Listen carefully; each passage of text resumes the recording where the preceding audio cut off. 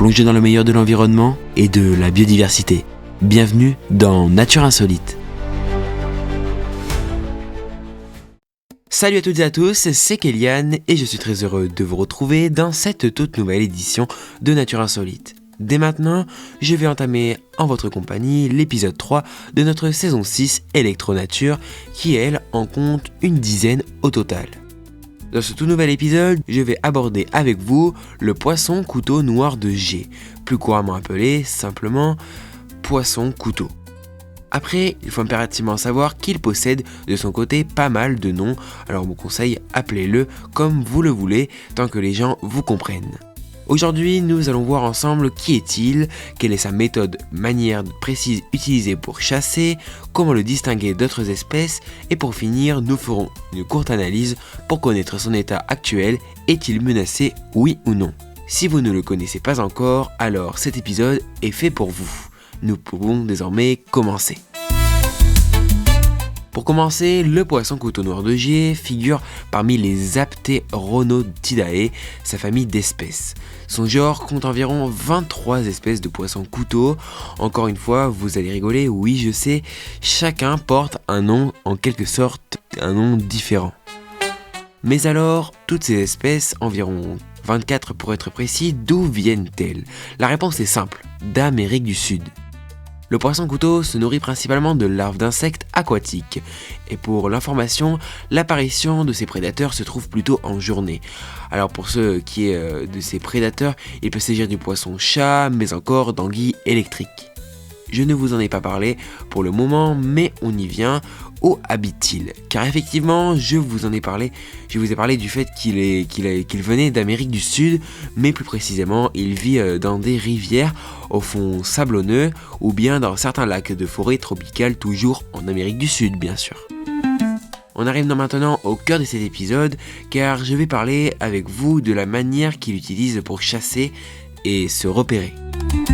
Déjà, comme je viens de vous le préciser, il se nourrit majoritairement de larves d'insectes aquatiques. En réalité, il utilise un processus assez technique qui lui permet de localiser ses proies sans trop s'approcher d'elles dans un premier temps.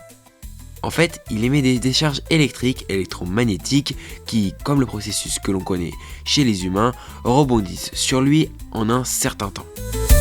Il peut, avec ces informations, précisément savoir à combien de distance et dans quelle direction se trouve sa prochaine proie.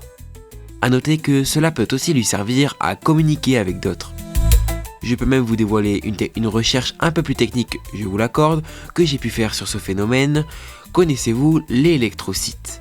Non, alors en fait, il s'agit simplement du muscle utilisé par le poisson couteau pour émettre des ondes électromagnétiques sur toute une distance. Pas mal, non ?